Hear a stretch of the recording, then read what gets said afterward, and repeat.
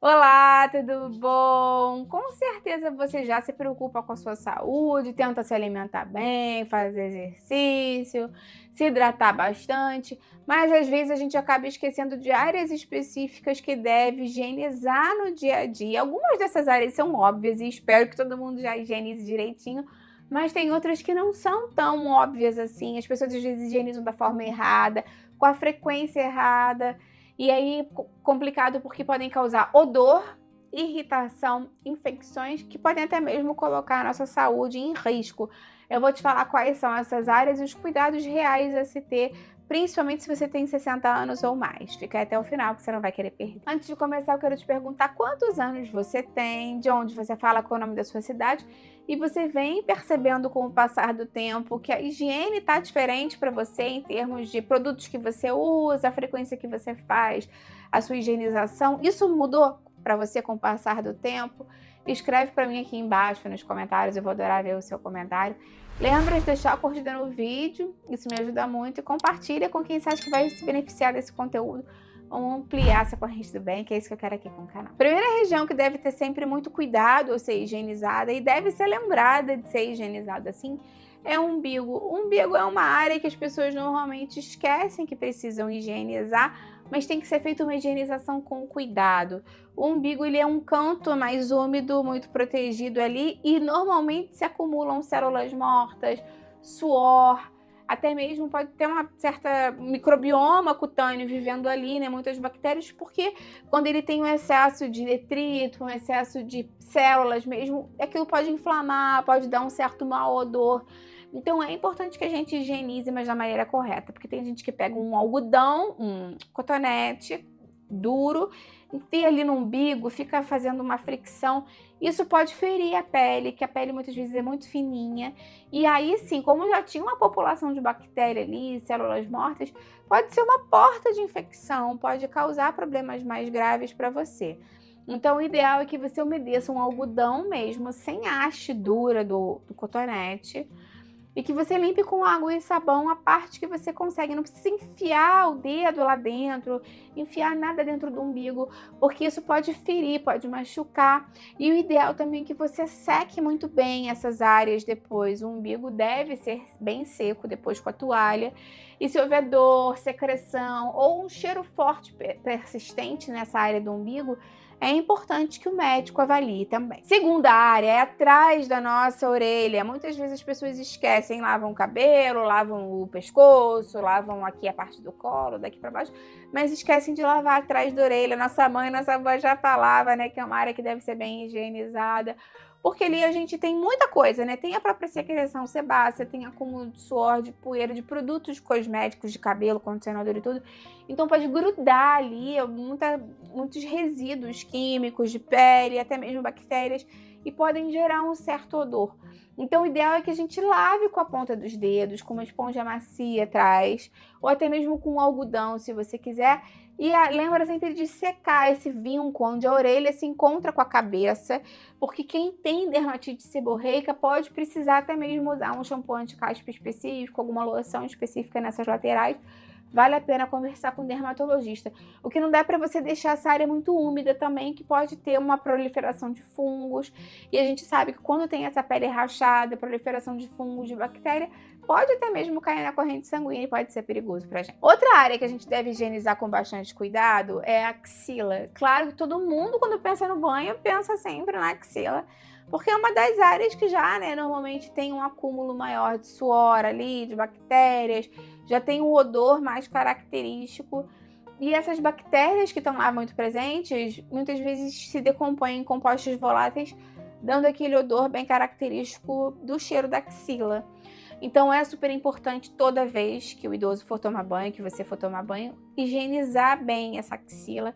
Não precisa ser com sabonete antibacteriano, tá? Esse é um erro que muitas pessoas vêm cometendo hoje em dia.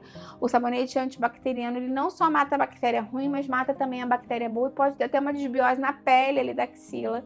Então o ideal é que o banho seja diário, com sabonete neutro, e se você puder, passe um hidratante.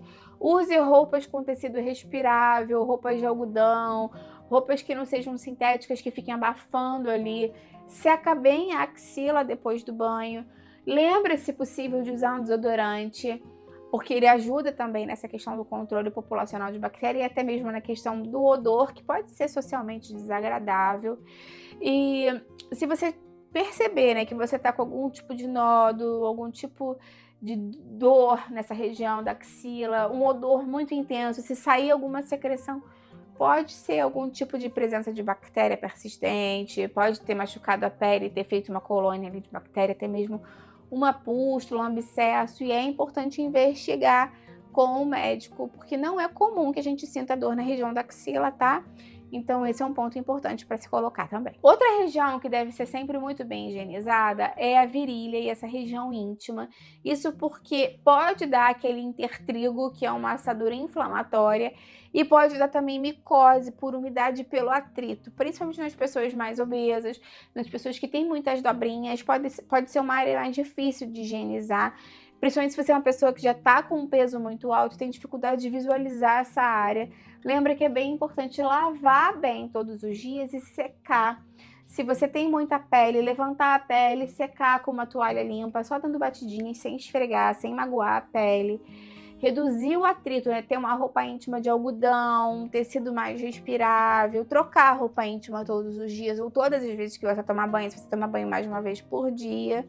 E sempre que ela estiver suada, às vezes você já tomou banho, não vai tomar outro, mas a roupa tá suada, tá meio molhada, é importante trocar. É importante também lembrar que se você vem tendo assaduras, existem cremes de barreira que podem ajudar a controlar essa fricção, essa assadura e cicatrizar a pele. Tem algumas pomadas com óxido de zinco que podem te ajudar. Para outras pomadas mais específicas, sempre vale a pena falar com o dermatologista.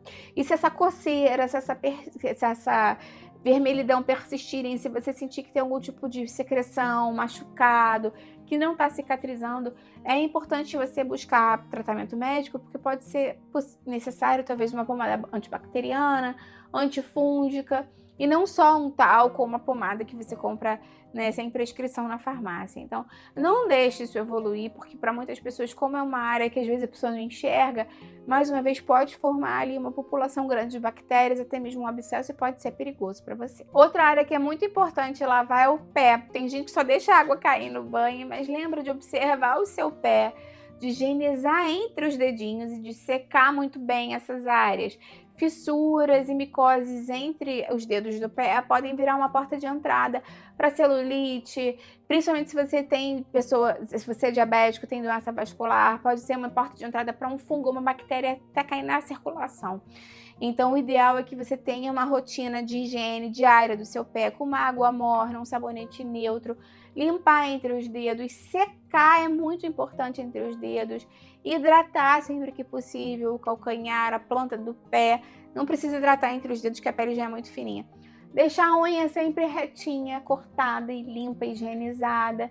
E olhar os pés todos os dias. Cuidado também com o sapato muito apertado, sapato que sempre te dá bolha, te dá calo. Não é para ser assim, o sapato tem que ser confortável para você. Então, se você reparar que tá tendo muita dor, vermelhidão, listras avermelhadas, tem que ir ao médico para buscar uma ajuda. E principalmente se você é diabético, tem neuropatia diabética, é mais importante ainda você prestar atenção nos seus pés, porque muitas vezes a sensibilidade fica diminuída e os problemas vão piorando, né? E aí que entra o risco de ter um grande crescimento de bactéria e casos de pessoas que têm problemas circulatórios e nem se apercebem e podem vir a perder os pés com o passar do tempo. Claro que é uma situação mais grave, mas infelizmente não é tão incomum assim. Então lembre de sempre limpar e inspecionar os seus pés diariamente, tá bom? Me conta aí se alguma dessas áreas você não tinha muito hábito de limpar assim, com essa regularidade toda que eu falei. O que você vai caprichar mais da próxima vez que fizer a sua higiene? Eu vou adorar ver o seu comentário. Lembra de deixar a curtida no vídeo, isso me ajuda muito. E compartilha com quem vai gostar, com quem precisa. Vamos juntos ampliar essa corrente do bem, que é isso que eu quero aqui com o canal. Até a próxima, tchau, tchau!